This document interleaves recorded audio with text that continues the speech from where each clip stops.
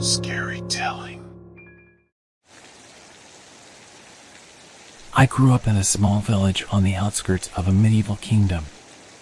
My family was poor, and we had no other source of protein except for rats. As a child, I learned to catch them with my bare hands, and my mother would cook them over the fire in our small, cramped home. At first, I didn't like the taste of rat meat. It was tough and chewy, and the thought of eating an animal that lived in the sewers made my stomach turn. But as I grew older, my taste buds changed. The taste of rat meat became familiar and even desirable. It was the only source of protein I had ever known, and I craved it even when I didn't have to eat it to survive. As a teenager, I would venture out at night to catch rats. I would wait until the moon was high in the sky, then slip out of my home and make my way to the outskirts of the village. There, I would wait in the shadows for the rats to come out of hiding. When I saw one scurrying along the ground, I would pounce on it, pinning it down with my hands until it stopped struggling.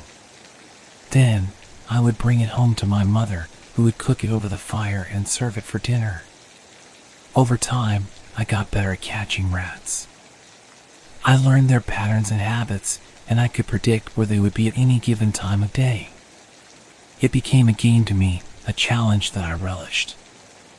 I would compete with other boys in the village to see who could catch the most rats, and I was always the winner. But as I grew older, my desire for rat meat grew stronger. I found myself craving it even when there were other food sources available. I would sneak out at night to catch rats, even though I knew it was dangerous. I didn't care. The taste of rat meat had become an addiction, and I couldn't get enough of it. Looking back, I realize how strange it must have seemed to others. I was a boy who loved to eat rats, a creature that most people considered vermin. But to me, they were more than just rodents. They were a source of sustenance, a means of survival. I couldn't imagine life without them. As I sit here, years later, reflecting on my childhood, I realize how much the taste of rat meat has shaped my life. It's the reason I became a hunter, the reason I fought for my survival when I was enslaved, and the reason I made the choices I did when I returned to my village as a young man. Rat meat was all I had ever known, and it had become a part of me in ways that I never could have imagined. When I was 16, I was captured by a group of bandits and sold into slavery. I was taken to a far-off land where the culture and language were different, and I was completely alone. The slave masters gave me nothing to eat but rat meat, and I was forced to eat it to survive. At first, I was relieved to have a source of protein.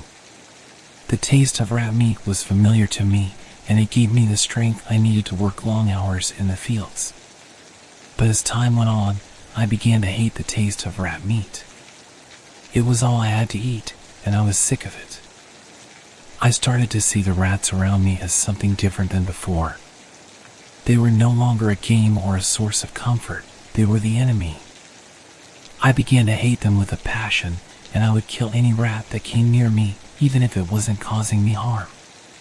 The slave masters didn't care about me or my hatred of rats. All they cared about was their profits. They knew that rats were abundant in the area, and they used them as a cheap and easy source of protein for their slaves. They didn't care if the rats were diseased or rotten, they forced us to eat them anyway. As time went on, my obsession with rat meat grew stronger. I would sneak out of my slave quarters at night to hunt rats, even though I knew it was dangerous. I couldn't help it. The taste of rat meat was all I had ever known, and I was desperate for a change. But no matter how hard I tried, I couldn't escape my hunger. It consumed me, and I began to see everything through the lens of rat meat. I dreamt of it at night and thought of it constantly during the day. I became a slave to my own desires, and I knew that I could never be free. When I was finally free from slavery, I made my way back to my village. But even though I was back home, I knew that I could never escape the taste of rat meat. It was a part of me now, in ways that I couldn't explain. I had been enslaved by my hunger, and I knew that it would be with me for the rest of my life. When I returned to my village, I found that it had changed. The bandits had taken over, and my old home was now a dilapidated shell of what it once was. I was greeted with suspicion by my former friends and neighbors who saw me as a stranger.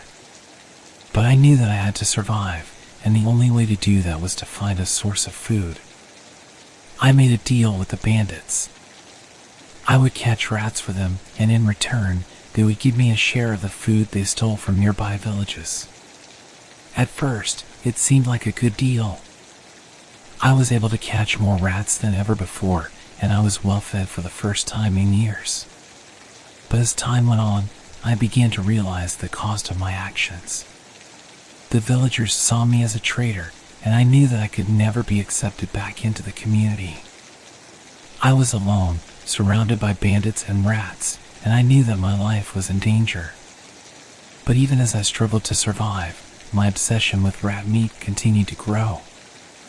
I would catch rats for the bandits, and then steal some for myself.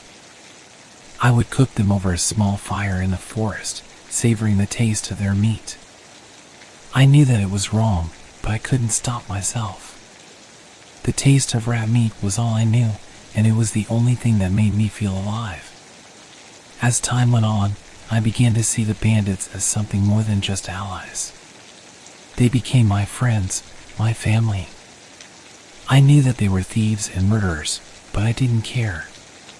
They were the only people who accepted me for who I was, and I was grateful for that. But as the months went by, I began to see the toll that my obsession with rat meat was taking on me. I was becoming thinner and weaker, and my body was covered in scars from rat bites. I knew that I couldn't go on like this forever, but I didn't know what else to do. As I sit here now, years later, I realize how much my obsession with rat meat defined me during those years. It was the only thing I had to cling to, the only thing that kept me going. But it also made me an outcast, a pariah. And as I look back on those years, I realized that I was never truly free. I was always enslaved by my hunger, and I could never escape it. As time went on, my obsession with rat meat began to take a toll on my body. I became thinner and weaker, and I started to notice changes in my appearance. My face became twisted and disfigured, and my hands grew long and thin, like claws. At first, I thought it was just the result of malnutrition and disease. But as the changes became more pronounced, I realized that something else was happening. I was becoming more like the rats I hunted and ate. I tried to hide my transformation from others, but it was impossible. The bandits noticed my changes and began to treat me differently. They saw me as a monster, a creature that was less than human. And as time went on, I started to see myself that way too. But even as I struggled to come to terms with my transformation, my hunger for rat meat continued to grow. I started to see myself as something separate from humanity, a creature that lived in the shadows and hunted rats. I would spend hours in the forest, searching for rats to catch and eat, relishing the taste of their meat. As my transformation continued, I began to lose touch with reality. I saw rats everywhere, even when they weren't there. I would hear their squeaks and feel their fur brushing against my skin, even when I was alone. I knew that I was losing my mind, but I couldn't stop myself. One night, as I was hunting rats in the forest, I heard a voice calling out to me. It was the voice of the old king, the man who had cursed me so long ago. He told me that I was becoming the very thing he had predicted, a monster who was consumed by his own hunger. I didn't want to believe him, but I knew that he was right. I had become a creature that was less than human, a monster that was driven by his own desires. And as I looked at my twisted, disfigured face in the moonlight, I knew that I could never escape my fate. As I sit here now, years later, I realized that my transformation was the result of more than just my obsession with rat meat. It was a manifestation of my own fears and desires, a reflection of the darkness that lurked within me. And even though I have tried to escape that darkness, I know that it will always be a part of me. I will always be rat-eating boy, a monster consumed by his own hunger. As my transformation continued, I became more and more isolated from the world around me. I knew that I could never be accepted by others, and I began to see the rats as my only true companions. But even as I clung to my obsession with rat meat, I knew that I was in danger. The bandits had grown suspicious of me, and I knew that they were plotting against me. I could hear them whispering in the shadows, their voices filled with hatred and anger. And then one night, it happened. The bandits attacked me, accusing me of stealing food and plotting against them. They beat me mercilessly, leaving me for dead in the forest. But I was not dead. I was barely alive, my body broken and twisted. And even as I lay there, I could hear the rats coming. They swarmed around me, their tiny claws scratching against my skin. And in that moment, I knew that they were the only ones who would ever truly accept me. I spent months recovering from my injuries, living in the forest and surviving off of the rats that I caught. I knew that I could never return to the village, and I had no desire to. The rats were my true home now, and I was content to live among them.